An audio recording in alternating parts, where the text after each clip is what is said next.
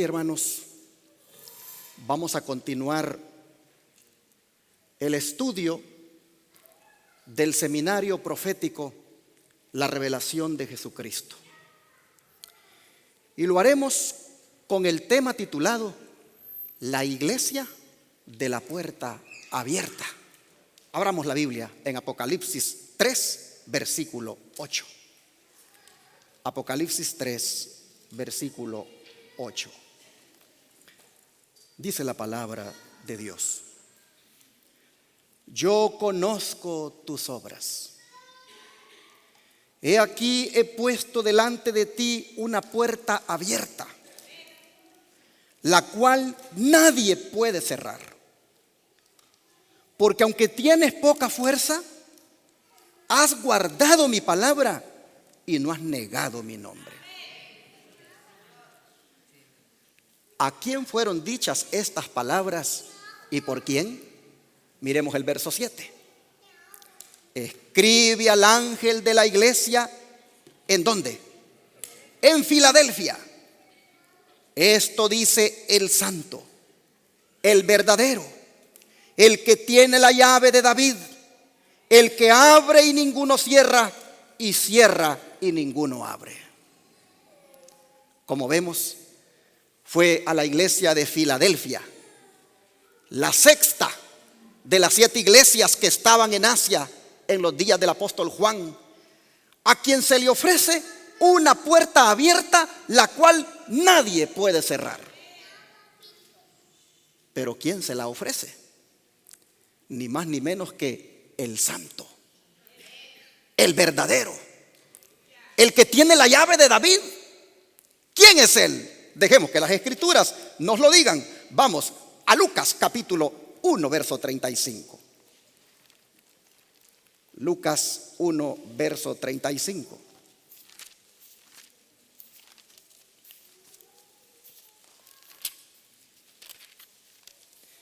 Y aquí la palabra dice: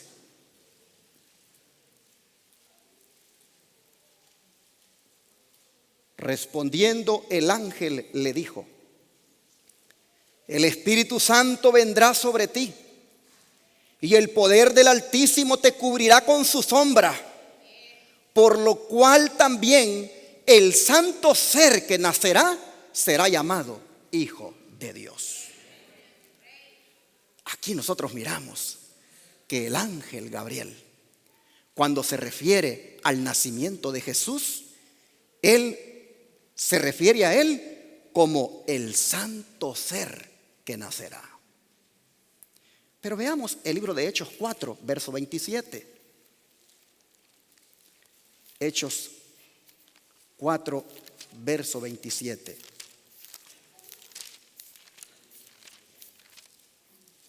Y aquí las escrituras dicen: porque verdaderamente se unieron en esta ciudad contra tu santo Hijo Jesús, a quien ungiste, Herodes y Poncio Pilato, con los gentiles y el pueblo de Israel. Aquí los discípulos orando se refieren a Jesús. Miren ustedes, se refieren a él como el santo Hijo Jesús. Pero miren ahora el verso 30, porque en la oración lo vuelven a reiterar. Dice: mientras extiendes tu mano para que se hagan sanidades y señales y prodigios mediante el nombre de tu santo Hijo Jesús. Así que nosotros miramos, hermanos, que la carta enviada a Filadelfia y la puerta abierta que se le ofrece, esto es hecho o realizado ni más ni menos que solamente por Jesucristo, el santo, el que no tiene pecado, el que ha sido separado, el Hijo de Dios. Pero dice también en las características que vimos que Él es el verdadero. Interesante que esta característica también se vuelve a repetir en Él cuando habla del día glorioso, cuando venga a liberar a su pueblo. Vamos a mirarlo. Apocalipsis capítulo 19, verso 11.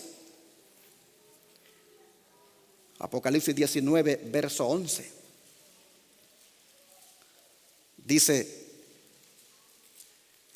entonces vi el cielo abierto, y he aquí un caballo blanco, y el que lo montaba, ¿cómo se llamaba, hermanos? Fiel y verdadero, y con justicia juzga y pelea. Para que tengamos claro que se refiere a Cristo, sigue diciendo: sus ojos eran como llama de fuego. Versículo 12. Y había en su cabeza muchas diademas, y tenía un nombre escrito que ninguno conocía sino él mismo. Estaba vestido de una ropa teñida en sangre, y su nombre es, ¿qué cosa? El Verbo de Dios. No cabe duda que se está refiriendo a Jesucristo. Pero ¿por qué Él se identifica como el verdadero? Ustedes no me dejarán mentir que sin duda es porque Él es el único en quien se puede confiar. Ustedes no me dejarán mentir que sin duda se identifica como el verdadero porque nunca altera la palabra que sale de su boca. Es veraz. Pero nosotros vimos que también se identifica como el que tiene la llave de David, que no es otra cosa que símbolo de autoridad. Y en ese sentido, cuando Él dice que tiene la llave de David, lo que hace es darle cumplimiento a aquella profecía de Isaías en relación con un administrador del pueblo judío llamado Eliaquín. ¿Qué les parece si leemos dicha profecía? Se encuentra en Isaías 22, versículos 20 al 22. Isaías capítulo 22, versículos 20 al 22.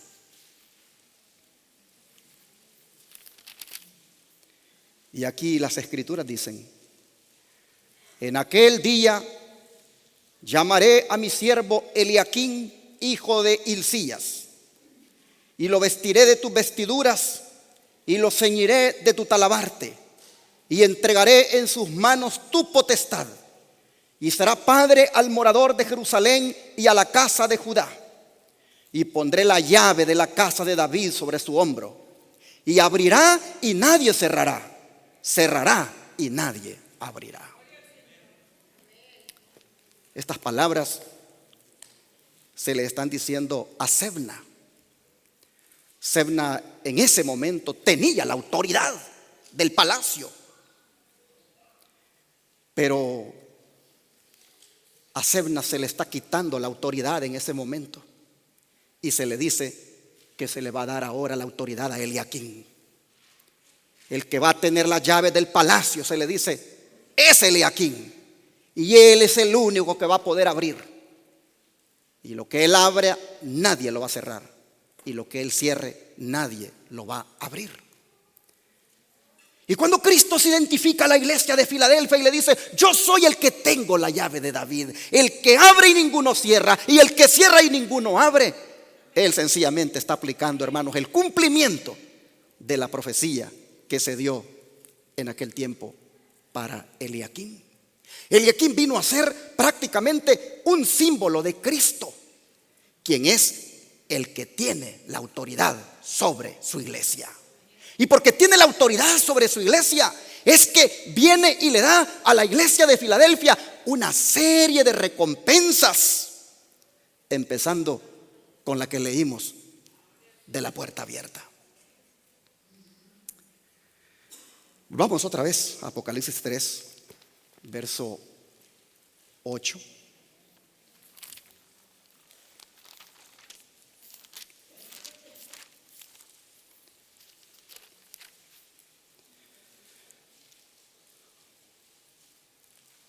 Yo conozco tus obras. He aquí, he puesto delante de ti una puerta abierta, la cual nadie puede cerrar, porque aunque tienes poca fuerza, has guardado mi palabra y no has negado mi nombre. Hermanos y hermanas, ¿por qué Jesús dice que le ofrece a la iglesia de Filadelfia una puerta abierta? ¿Por qué? Porque aunque tiene poca fuerza, ha guardado su palabra Yo quisiera que se aguantaran lo más que puedan, porque vamos a llegar más adelante a hacer la aplicación para con nosotros. Pero aquí nosotros miramos, mis hermanos, que esta puerta abierta para la iglesia de Filadelfia, sin duda, era una invitación a que participaran de una experiencia con una fuerza aún mayor, porque como vemos, dice que tenían poca fuerza. ¿Sabe qué significa esto? Que en el Asia Menor, en la provincia romana de Asia, donde estaban las 7 iglesias, la de Filadelfia era la más pequeña, era la que tenía pocos miembros, no era una iglesia numerosa, por lo tanto no era tan influyente. Y por eso el Señor, pero es interesante que aunque no era tan numerosa y no era tan influyente, dice que era una iglesia pura porque guardaba la palabra de Jesús. Y en premio a eso el Señor le dice: tengo para ti una puerta abierta, como indicándole: tengo para ti una oportunidad de que alcances una mejor experiencia, espiritualmente hablando. Y no solamente le da esa recompensa de la puerta abierta, sino que también pasa a darle otras recompensas más. Miren, versículo 9. Versículo 9 dice: he aquí, yo entrego de la sinagoga de Satanás a los que se dicen ser judíos y no lo son, sino que mienten. He aquí, yo haré que vengan y se postren a tus pies y reconozcan que yo te he amado. Y luego vean el verso 10. Por cuanto has guardado la palabra de mi paciencia, yo también te guardaré de la hora de la prueba que ha de venir sobre el mundo entero, para probar a los que moran sobre la tierra. Ya van 2 recompensas más. Y el verso 12, hay 2 más recompensas. Al que venciere, yo lo haré columna en el templo de mi Dios, y nunca más saldrá de allí. Y escribiré sobre él el nombre de mi Dios y el nombre de la ciudad de mi Dios, la nueva Jerusalén, la cual desciende del cielo de mi Dios, y mi nombre nuevo. ¿Qué les parece? Les dice que le va a entregar de la sinagoga de Satanás a los que se dicen ser judíos y no lo son. O sea, mis hermanos, les está prometiendo que finalmente, como iglesia, van a prevalecer sobre los falsos judíos que los acosan. Van a prevalecer sobre los opositores, porque ellos también estaban experimentando la misma situación de la otra iglesia que leímos anteriormente en otro mensaje. Creo que fue la de Esmirna, donde igual hay unos judíos que dicen ser judíos y no lo son, y que están sirviendo de tropiezo a aquella iglesia que está haciendo la obra del Señor. Pues Filadelfia está enfrentando lo mismo. Filadelfia está enfrentando la oposición de sus mismos paisanos, los judíos. Siempre ha sido así. La oposición siempre viene de la misma gente que cree lo mismo que uno. Las críticas, los juzgamientos, el deseo que uno desaparezca, siempre está en los corazones de aquellos que a veces creen lo mismo que uno. El fanatismo religioso hace que los opositores broten de la misma gente, del mismo pueblo profeso de Dios. Aquí nosotros miramos que el Señor le dice a la iglesia de Filadelfia: sé que son pocos. Voy a decirlo en palabras para que la entendamos mejor. Sé que no son una organización. Sé que no pertenecen a una gran organización mundial. No tienen un nombre que les da fama. Sé que tienen poca fuerza. Pero eso sí, como guardan mi palabra y no niegan mi nombre, yo les prometo que esos opositores, esos que dicen ser judíos y no lo son, finalmente ustedes van a prevalecer sobre ellos. El Señor está diciendo aquí Les voy a entregar de la sinagoga de Satanás a los que dicen ser judíos y no lo son, sino que mienten. Pero luego les dice que también los va a preservar de la hora de prueba que va a venir sobre todo el mundo. Y también les dice que si alcanzan la victoria, es decir, la victoria sobre todo pecado, la victoria sobre Satanás, si alcanzan la victoria, les dice que los va a convertir en columnas de su templo. Y aún más, va a escribir, les dice, su nombre sobre ellos.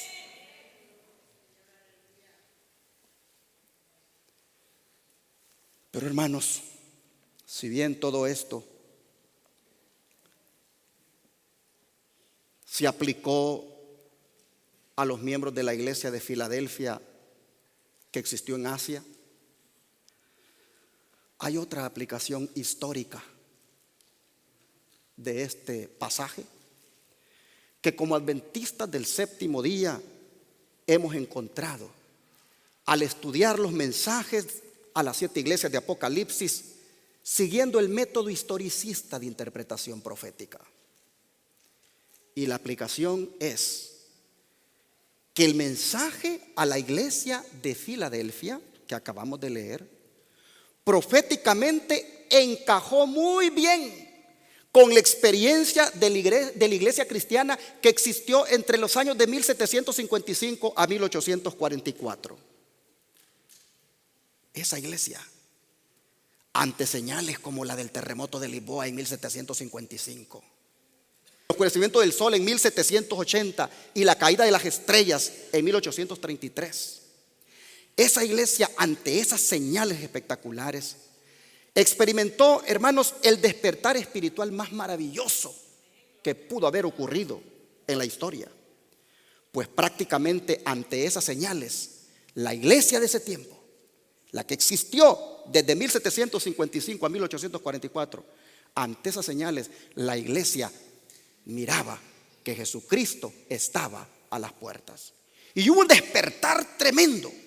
La gente volvió a las escrituras. Cuando la gente miró esas tremendas señales que ocurrieron, la gente volteó a ver hacia arriba y miró que la redención estaba cerca. Bueno, nosotros vemos que en esa iglesia, ahí, hermanos, se destacaron los adventistas mileritas, liderados por Guillermo Miller. Pues ellos, en ese contexto de señales portentosas, proclamaron el mensaje del primer ángel de Apocalipsis 14, 6 y 7. Pero nosotros vemos que esos adventistas mileritas, era tanto su anhelo de ver a Jesús y profundizaron tanto en las escrituras que dijeron: esto va a ocurrir el 22 de octubre de 1844.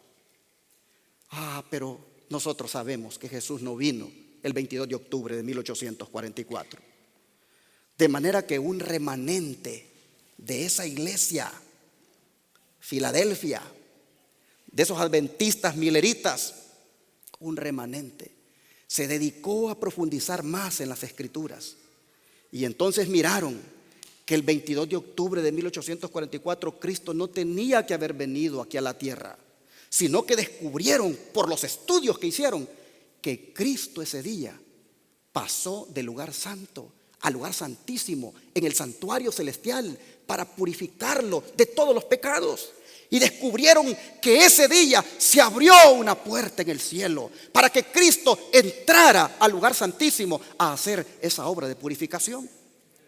Ellos prácticamente entonces miraron que la puerta abierta de Filadelfia se estaba abriendo en ese 22 de octubre de 1844. El don profético dado a ellos a través de la sierva del Señor, Elena White, se los confirmó de la siguiente manera: Jesús se ha levantado a cerrar la puerta del lugar santo del santuario celestial y ha abierto una puerta en el lugar santísimo y ha entrado a purificar el santuario. Primeros Escritos, página 250. Así que la puerta abierta a la iglesia de Filadelfia de Asia era una profecía cumplida en 1844. No faltan teólogos que dicen: no, ustedes los adventistas están equivocados.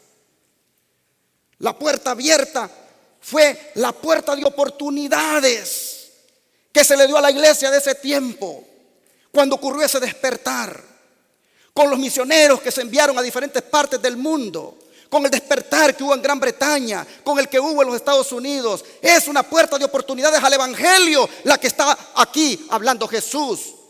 Ustedes están equivocados, los adventistas, cuando hablan de que en el cielo es que se abrió esa puerta, dicen algunos. Pero esos que dicen eso, les falta decir algo más. Y es que esa puerta de oportunidades al evangelio que ellos dicen que es la que se abrió en ese tiempo, esa puerta de oportunidades al evangelio son puertas que el hombre las puede cerrar. Son puertas que el hombre, si quiere en su corazón, las recibe, y si no, no. En cambio, la puerta que Cristo ha abierto, dice que la ha abierto Él y nadie la puede cerrar. Así que no puede ser la puerta de oportunidades al evangelio, sino que tiene que ser la puerta del lugar santísimo, que se ha abierto de par en par para que Cristo entre a ministrar por nosotros allí. Pero ¿tendrá respaldo esto de una puerta abierta en el cielo? Por supuesto. Vamos a Apocalipsis 4, verso 1. Dice: después de esto miré, y he aquí una puerta abierta. ¿A dónde? En el cielo. Y la primera vez voz que oí como de trompeta hablando conmigo dijo: sube acá y yo te mostraré las cosas que sucederán después de estas. ¿Qué cosa vio Juan en el cielo, hermanos? Una puerta abierta. Bueno, para que no nos quepa duda, ¿dónde estaba esa puerta? Y para dar acceso a qué lugar en el cielo es que se abrió, vamos a mirar Apocalipsis 11, verso 19. Y aquí dice Juan: y el templo de Dios fue abierto. ¿A dónde? En el cielo. Y el arca de su pacto se veía en el templo. Y hubo relámpagos, voces, truenos, un terremoto y grande granizo. Según este texto, ¿qué lugar del cielo, qué lugar del santuario celestial es el que se abrió aquí? ¿Qué puerta abierta es la que se abrió? Pues la que daba acceso al lugar santísimo. ¿Por qué razón? Porque dice que el templo de Dios fue abierto en el cielo. ¿Y qué cosa estaba allá adentro? El arca de su pacto. Y cuando estudiamos la doctrina del santuario, cuando vemos el santuario que Dios le ordena a Moisés que haga en el desierto, ¿dónde estaba el arca del pacto, hermanos? En el lugar santísimo. ¿Y qué contenía dentro el arca del pacto? Los santos mandamientos de la ley de Dios. Así que Juan dice: la puerta que se abre en el cielo es la que da acceso al lugar santísimo. Y allá adentro, cuando se abrió esa puerta, se vio, dice Juan, el arca del pacto. Mis hermanos, imagínese usted lo grandioso que será cuando nosotros lleguemos al cielo y podamos contemplar ese templo y mirar allí el arca del pacto, que no solamente es el reflejo de su carácter lo que hay con la ley que está adentro, sino que también es la sede del trono de Dios. Dice el Espíritu de Profecía, describiendo ese momento de la siguiente manera: ¿cómo será? Dice: cuando se abra el templo de Dios en el cielo, qué ocasión de triunfo será para los fieles y leales. En el templo se verá el arca del pacto, en la cual fueron puestas las 2 tablas de piedra sobre las cuales está escrita la ley de Dios. Esas tablas de piedra serán sacadas de su escondedero, y en ellas se verán los 10 mandamientos esculpidos por el dedo de Dios. Esas tablas de piedra que ahora están en el arca del pacto serán un testimonio convincente de la verdad y de la vigencia de la ley de Dios. Carta 47 del año 1902. En otras palabras, comprobaremos allí de una vez y para siempre que estábamos parados firmemente en la plataforma de la verdad al guardar aquí en la tierra los santos mandamientos de la ley de Dios. Dice: mentes y corazones sacrílegos pensaron que tenían poder suficiente para cambiar los tiempos y la ley de Jehová, pero en los archivos del cielo, en el arca de Dios, están a salvo los mandamientos originales escritos sobre 2 tablas de piedra. Ningún potentado de la tierra tiene poder para sacar aquellas tablas de su sagrado escondedero debajo del propiciatorio. Size of the Time, 28.2, 1878.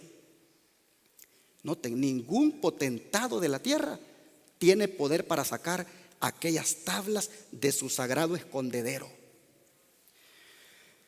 Pero estas mentes sacrílegas de las cuales se menciona aquí, que han, dice, pensado que tienen poder suficiente para cambiar los tiempos y la ley de Jehová.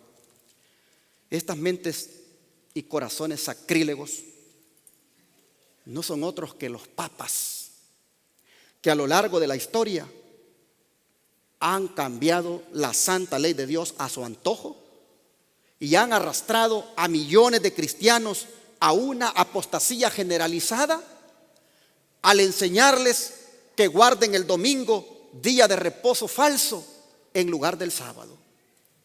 Y lamentablemente muchos ministros de las iglesias protestantes de hoy han caído en esa apostasía, convirtiéndose de esa manera en enemigos de la verdad presente.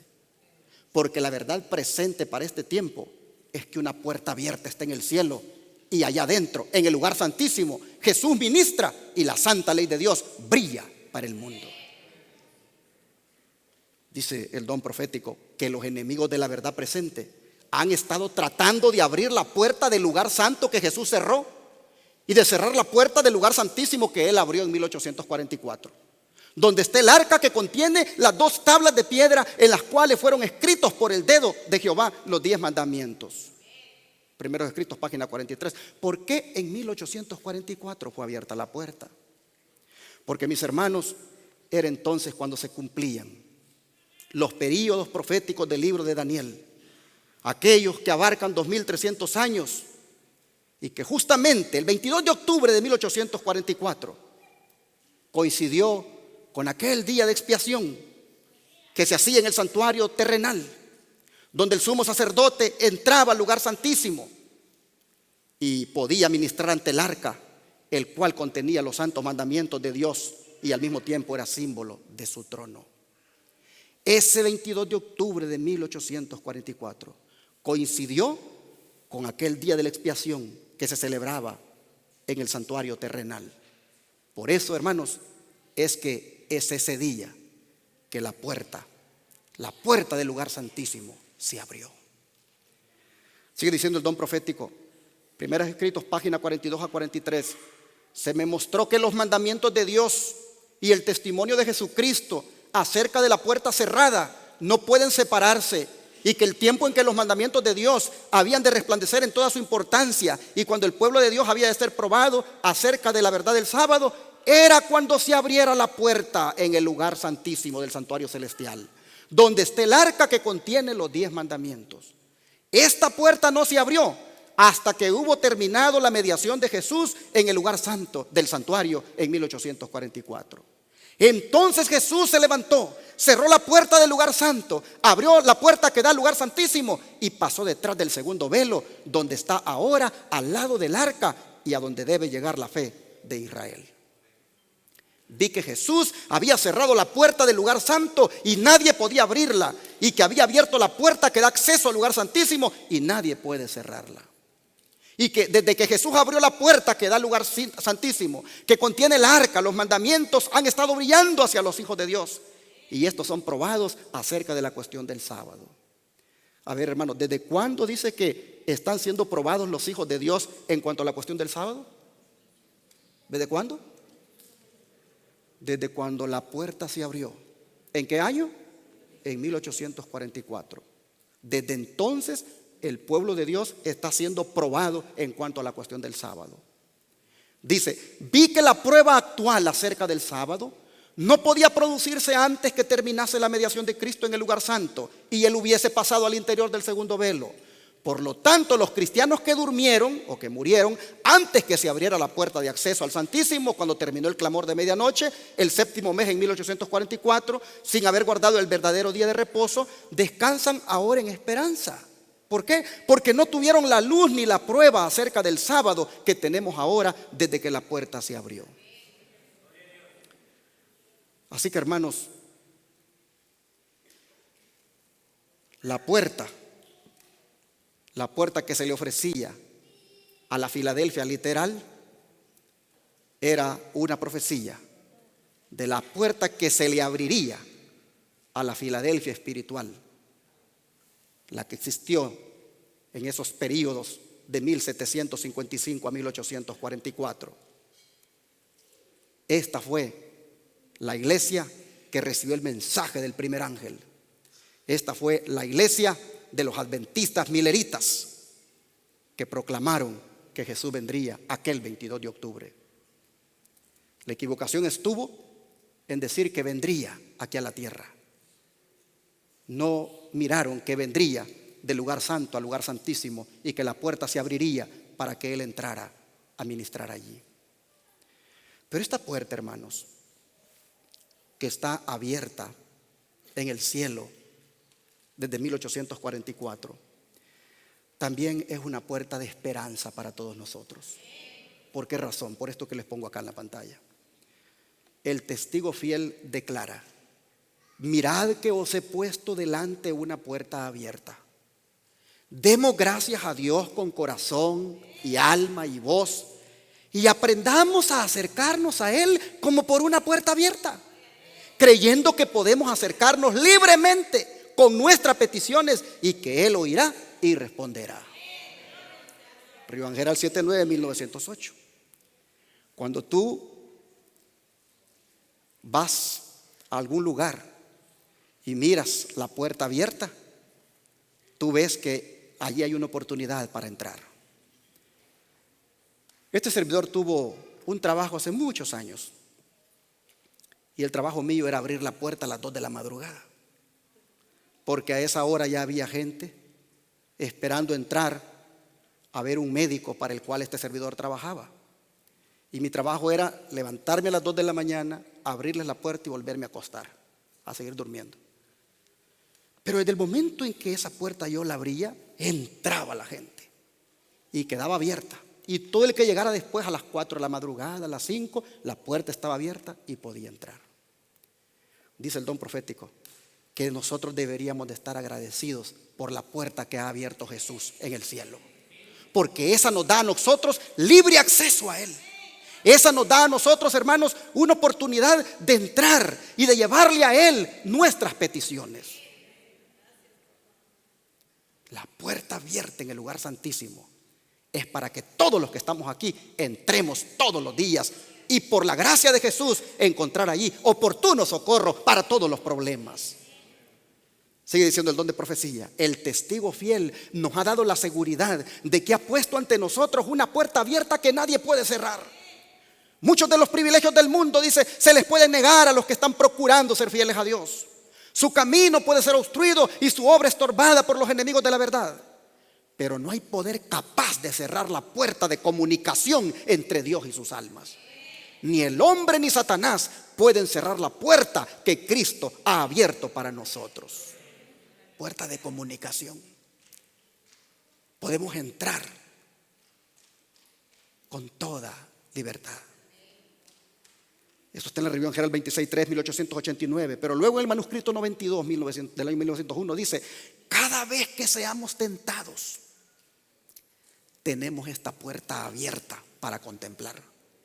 Ningún poder puede ocultar de nosotros la luz de la gloria que brilla procedente de los umbrales del cielo. Hermanos y hermanas, jóvenes que me escuchan, si se sienten tentados, si sienten que no pueden resistir la tentación, miren, la próxima vez que el enemigo los tiente, vean la puerta abierta en el lugar santísimo. Entren allí y apropiense del ministerio que se está ofreciendo allí en favor de ustedes. Pidan ayuda. La ayuda vendrá del santuario. La puerta está abierta. Sigue diciendo el don de profecía en Testimonios, tomo 6, página 467. Las sencillas oraciones movidas por el Espíritu Santo ascenderán hasta atravesar los portales por la puerta abierta que Cristo ha declarado: yo he abierto y ningún hombre puede cerrar. Estas oraciones, mezcladas con el incienso de la perfección de Cristo, ascenderán como fragancia hasta llegar al Padre, y las respuestas vendrán. Hermanos y hermanas, hoy es cuando nosotros tenemos la bendición más grande a nuestra disposición, y es la ministración de Cristo en favor de nosotros allí en el lugar santísimo. Pero por supuesto que todo esto debe de estar supeditado a que nosotros también, como Filadelfia, la literal, guardemos la palabra de Jesús y no neguemos su nombre. Todas las bendiciones ofrecidas son a cambio de que guardemos su palabra y no neguemos su nombre. Ahora la pregunta es: ¿cómo podemos nosotros guardar su palabra? Porque el Señor dice: te he abierto esta puerta abierta porque has guardado mi palabra y no has negado mi nombre. Y si lo que el don profético nos dice que está para nosotros en este momento, allí en el santuario celestial, en esa puerta abierta en el lugar santísimo, si eso también está supeditado a que también guardemos su palabra y no neguemos su nombre, pregunto: ¿cómo nosotros podemos guardar su palabra? Pues ni más ni menos, hermanos, que de la misma manera como los adventistas de Filadelfia en 1844 la guardaron. Ellos la guardaron de la misma manera como las vírgenes prudentes estaban listas para recibir al esposo. Dice el don de profecía: se comprendía que la venida de Cristo, anunciada por el mensaje del primer ángel, estaba representada por la venida del esposo. La extensa obra de reforma que produjo la proclamación de su próxima venida correspondía a la salida de las vírgenes. Tanto en esta parábola como en la de San Mateo 24 se presentan dos clases de personas. Unas y otras habían tomado sus lámparas, que es sinónimo ¿de qué? De la Biblia. Y a su luz salieron a recibir al esposo. Pero mientras que las insensatas, dice, cuando tomaron sus lámparas no tomaron aceite consigo, las prudentes tomaron aceite en sus vasijas, juntamente con sus lámparas. Estas últimas habían recibido la gracia de Dios, el poder regenerador e iluminador del Espíritu Santo, que convertía su palabra en una antorcha para los pies y una luz en la senda. A fin de conocer la verdad, habían estudiado las Escrituras en el temor de Dios y habían procurado con ardor que hubiera pureza en su corazón y su vida. Tenían experiencia personal, fe en Dios y en su palabra, y esto no podían borrarlo, el desengaño y la dilación. Conflicto de los siglos, páginas 444 a la 445. Noten, no podían borrarlo, el desengaño y la dilación. Y sí, porque el desengaño que experimentaron los adventistas mileritas en 1844 fue grande.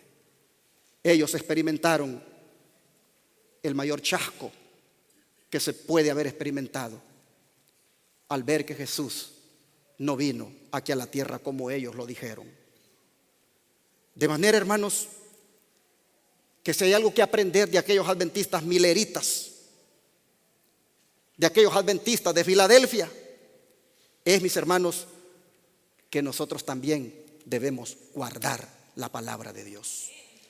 Porque la palabra de Dios es la única que nos puede sostener en toda prueba. Y el don profético nos exhorta esta mañana a que guardemos la palabra. Miren ustedes, el Señor dice: le doy la puerta abierta porque han guardado mi palabra y no han negado mi nombre. Y los adventistas mileritas, y especialmente el remanente que quedó, esos guardaron también la palabra, que descubrieron que la puerta abierta que se abría era la del lugar santísimo en el cielo. ¿Cuánto nosotros también, mis hermanos, debemos proponernos guardar su palabra? Guardar su palabra no es otra cosa, hermanos, que aplicarla a la vida, obedecerla. Miren cómo somos exhortados por el don de profecía. Los oyentes, dice, que son comparables a un buen terreno.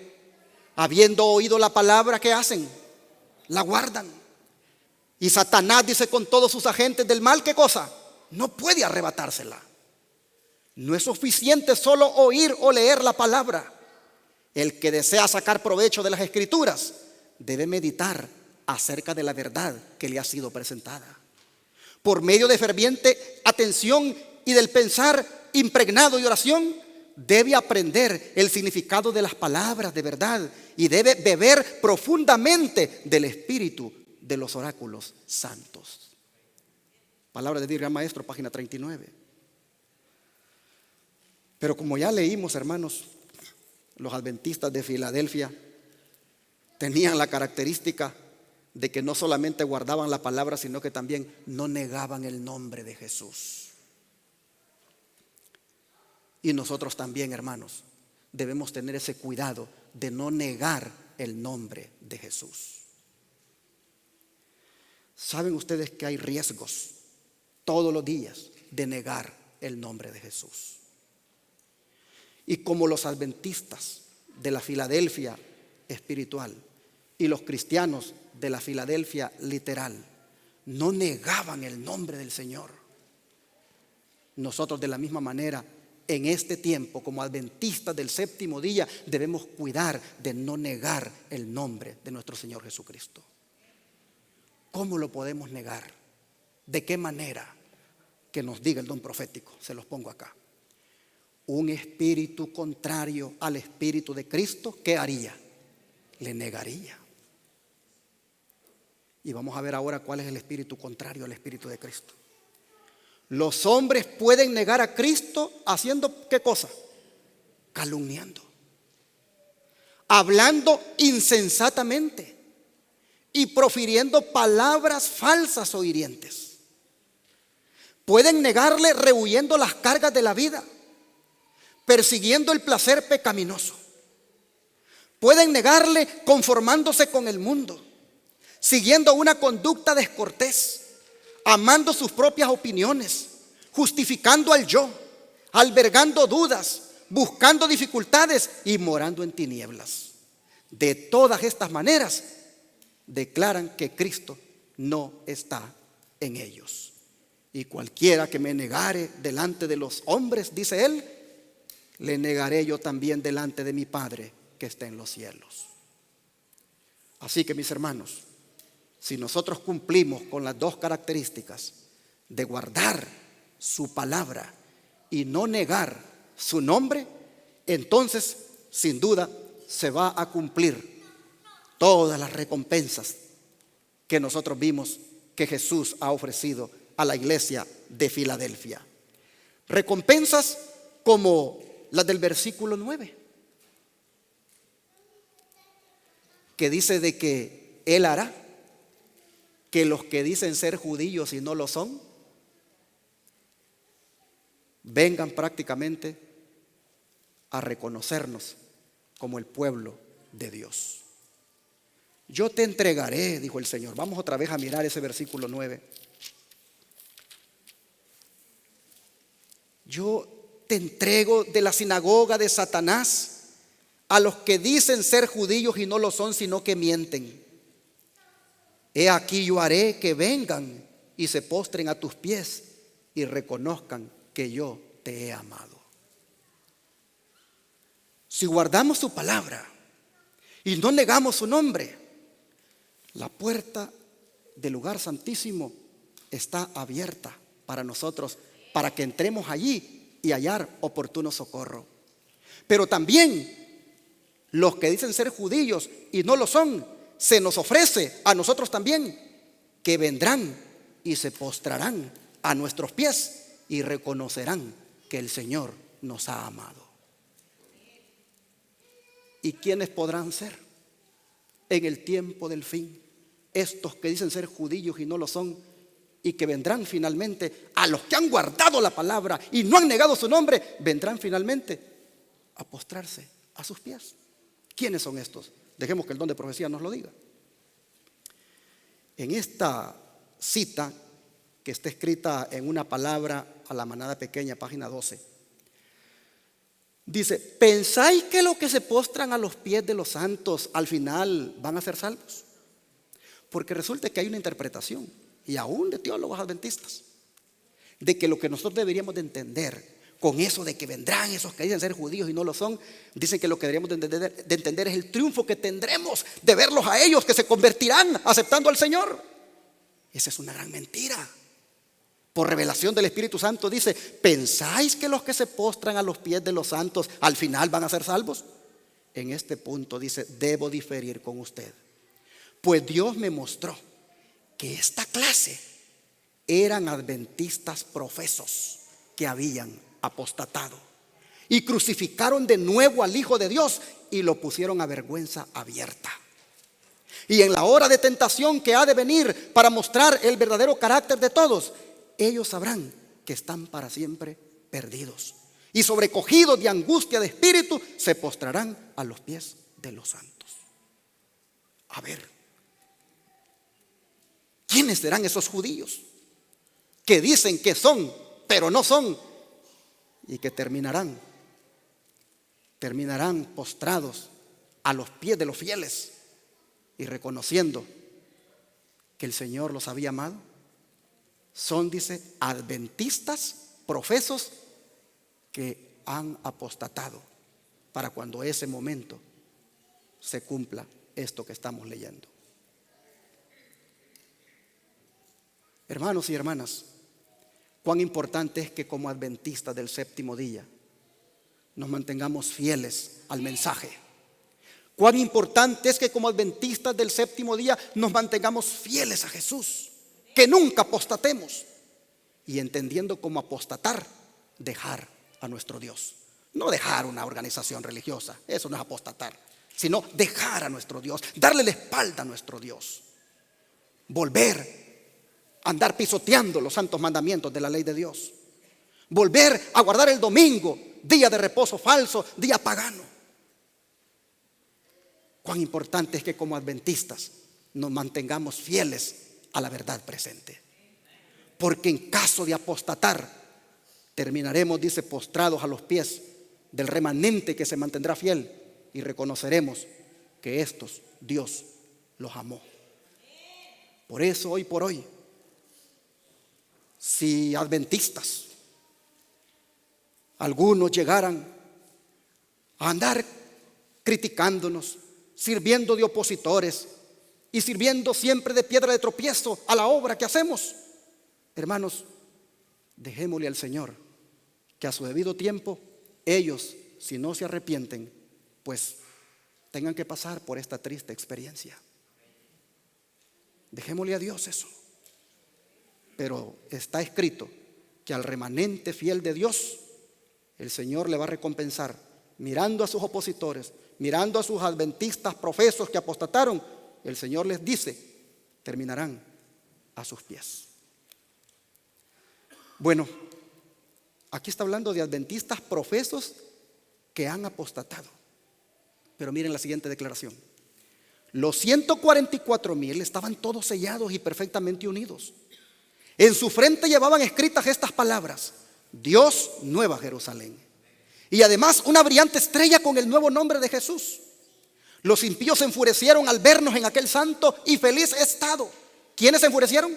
Los impíos. Allá habla de adventistas profesos, aquí habla de impíos. Los impíos se enfurecieron al vernos en aquel santo y feliz estado, y querían apoderarse de nosotros para encarcelarnos, cuando extendimos la mano en el nombre del Señor y cayeron rendidos en el suelo. Entonces conoció la sinagoga de Satanás que Dios nos había amado a nosotros y que podíamos lavarnos los pies unos a otros y saludarnos fraternalmente con ósculo santo, y ellos adoraron a nuestras plantas. Primeros Escritos, página 15. Ahora está hablando de los impíos. En la primera declaración hablaba de adventistas profesos que han apostatado. Ahora está hablando de impíos que van a terminar adorando a nuestras plantas. Así que, hermanos, no tratemos de quitarnos esa responsabilidad. A veces los adventistas decimos: oh, es que ella se refería a aquellos adventistas que en 1844 se hacían llamar, pero pues apostataron. Hermanos, adventistas apóstatas los ha habido todo el tiempo y los habrá hasta el final. Y el que cuando el Señor venga lo encuentre en apostasía, estos tristemente pasarán por esta experiencia de caer rendidos a los pies de los santos, reconociendo que estos que permanecieron firmes están ahora felices porque el Señor los ha amado. Aquí, hermanos, cuando esto ocurra, cuando estos adventistas profesos vengan allí y cayendo a los pies de los santos, cuando los impíos vengan cayendo a los pies de los santos, se va a cumplir aquellas palabras de Isaías 60, verso 14. Vamos a leerlas. Isaías 60, verso 14.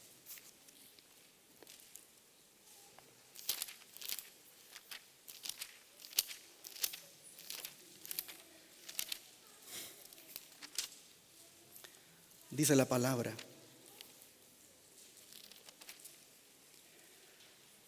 y vendrán a ti humillados los hijos de los que te afligieron, y a las pisadas de tus pies se encorvarán todos los que te escarnecían, y te llamarán ciudad de Jehová, Sión del Santo de Israel. Estas palabras se van a cumplir en ese momento, cuando los impíos y los adventistas apóstatas vengan a los pies de los santos y reconozcan que Dios los ha amado. Dice el don de profecía: ningún lenguaje, dice en Corriente de los Siglos, página 713, ningún lenguaje puede expresar la vehemencia con que los desobedientes y desleales desean lo que perdieron para siempre: la vida eterna. Los hombres, dice, a quienes el mundo idolatró por sus talentos y elocuencia, ven ahora las cosas en su luz verdadera. Se dan cuenta de lo que perdieron por la transgresión y caen a los pies de aquellos a quienes despreciaron y ridiculizaron a causa de su fidelidad, y confiesan que Dios los amaba. Dios nos ayude a todos, mis hermanos, para que nosotros no seamos parte de este grupo que caerá a los pies de los santos. Dios nos ayude para que nosotros seamos de los santos que permanecerán paraditos por la gracia del Señor, fieles al mensaje. Y con esta recompensa de que los impíos y los adventistas apóstatas terminarán adorando a nuestros pies si somos fieles, con esta recompensa también nos dará la recompensa del verso 10. Vamos otra vez a Apocalipsis 3.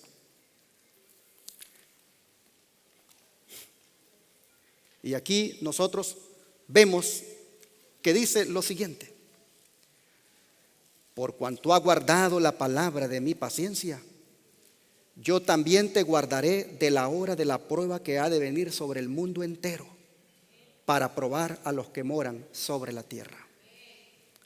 Hermanos y hermanas, la prueba que ha de venir sobre el mundo entero será aquel momento cuando las plagas, hermanos, ya estén derramándose sobre todos los impíos, sobre todos los que no quisieron hacer la voluntad de Dios, que no quisieron servirle. El Señor nos promete aquí que si guardamos su palabra, Él nos va a guardar de esa hora de prueba que va a venir. De antemano el Señor nos dice: solo guarden mi palabra, solo confiesen mi nombre, no me nieguen, y cuando la hora de la prueba llegue, yo los voy a guardar a ustedes. Qué recompensa la que el Señor nos ofrece. Por eso, en ese contexto de la prueba que vendrá, dice el verso 11: he aquí yo vengo, ¿cuándo? Pronto. retén lo que tienes para que ninguno tome tu corona. Manténganse firmes, dice el Señor, manténganse fieles. Yo los voy a guardar, pero retengan lo que tienen, lo que les he enseñado, todo lo que les he dicho de cara a mi venida, manténganlo firmemente, cúmplanlo. No dejen, dice el Señor, que nadie les arrebate su corona. ¿Cuál corona? La corona de victoria que Él mismo nos pondrá. Y luego, hermanos, la siguiente bendición. Bueno, pero hay algo aquí que quiero tocar, que creo que vale la pena explicar. Y es que dice que por cuanto has guardado la palabra de mi paciencia, yo te guardaré de la hora de la prueba que ha de venir. ¿Qué quiere decir esto? Que cuando la prueba llegue, no vamos a estar allí. Que cuando la prueba aparezca, no vamos a mirar los efectos de esa prueba. No, mis hermanos. Lo que está diciendo es que cuando la prueba llegue, en medio de la prueba, el Señor nos va a guardar. ¿Y por qué lo digo? Porque el Salmo 91 lo dice bien claramente. Vamos al Salmo 91, versículo 14 al 16. Salmo 91, versículo 14 al 16.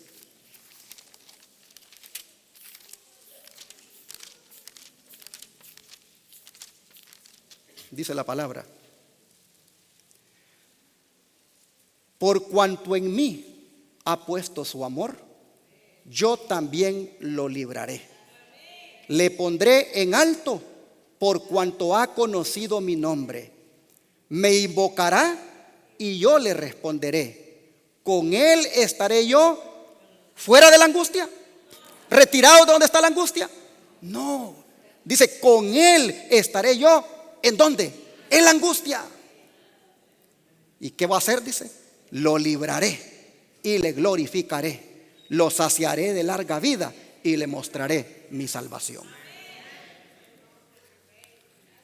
Es en la prueba, en medio de la prueba, en medio de la situación más difícil que vendrá para el mundo, que el Señor dice, lo voy a librar.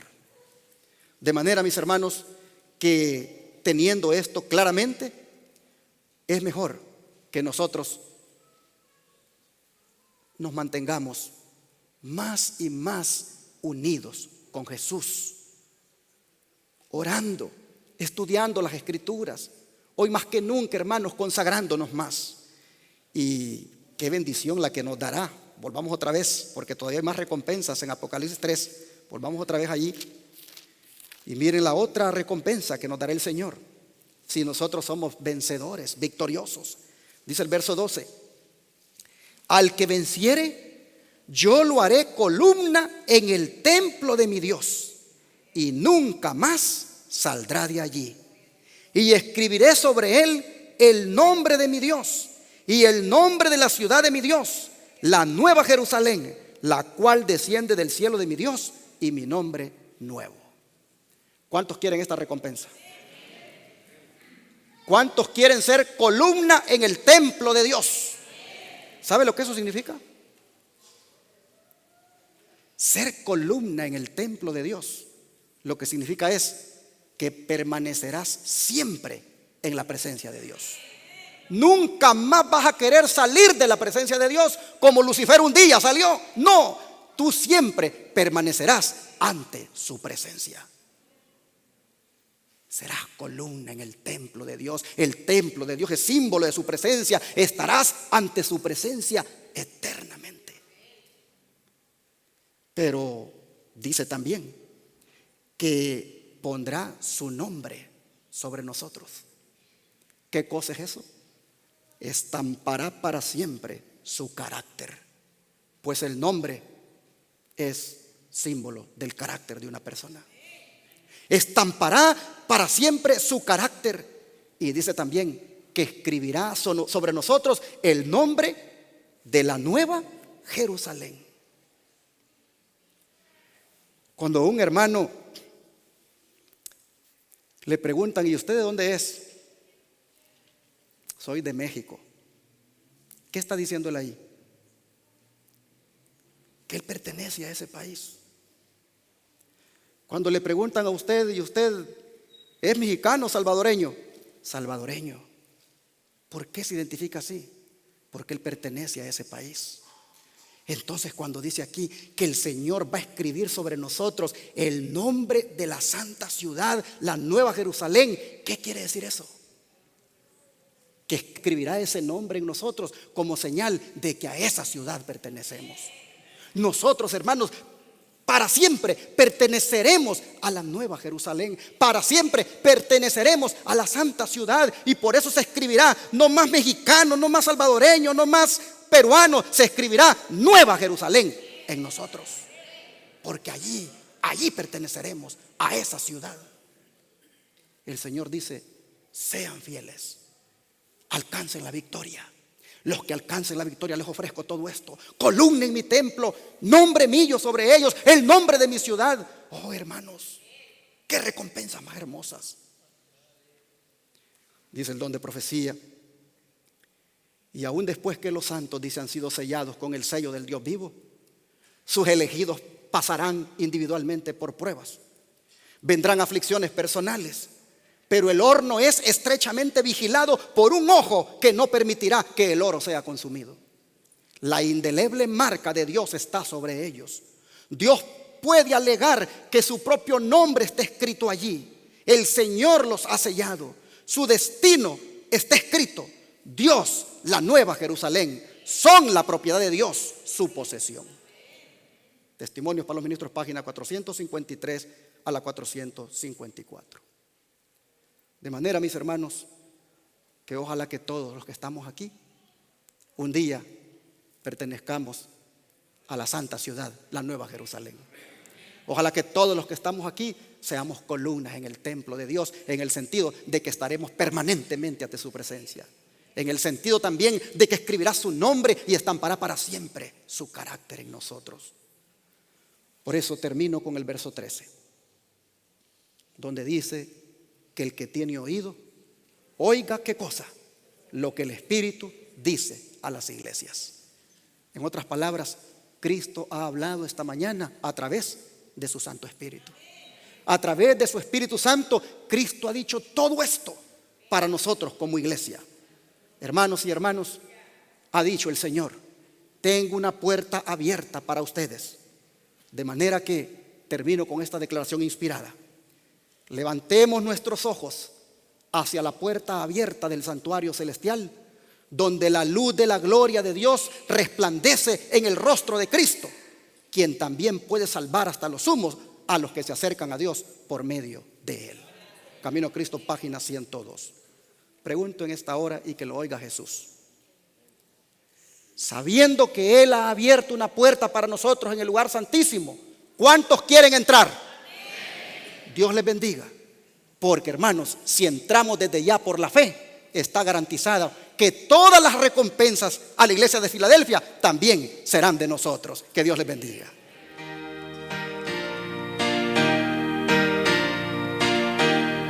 Francas las puertas se encontrarán, unos sí, otros no, de alguien las glorias sin fin serán.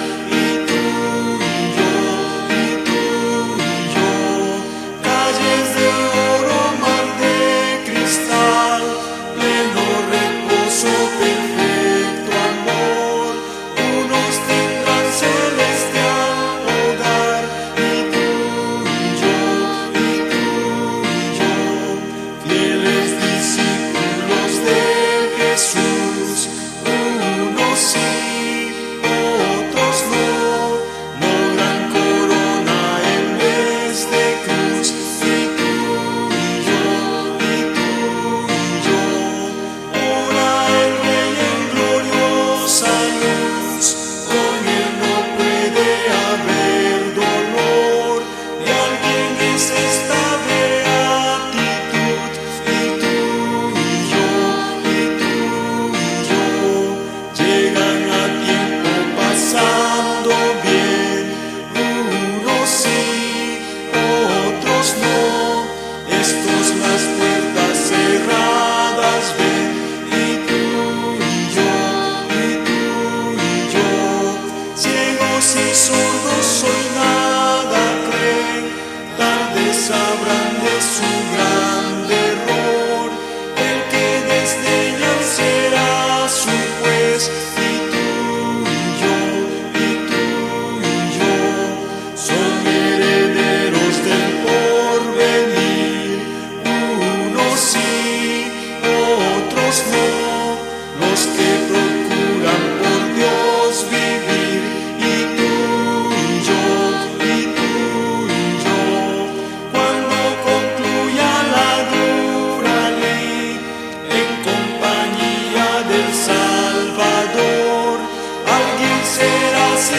César feliz, y tú y yo. Amén. Alguien será feliz sin cesar. ¿Serás tú? Di amén, hermano. Créelo. ¿Seré yo? Amén. Las puertas están abiertas. Lógicamente que se van a cerrar las puertas de la gracia para aquellos que no quieran. Pero si nosotros queremos, hermanos, un día entraremos por esas puertas del cielo y nos gozaremos con el Señor para siempre. Vamos a pedírselo al Señor orando de rodillas.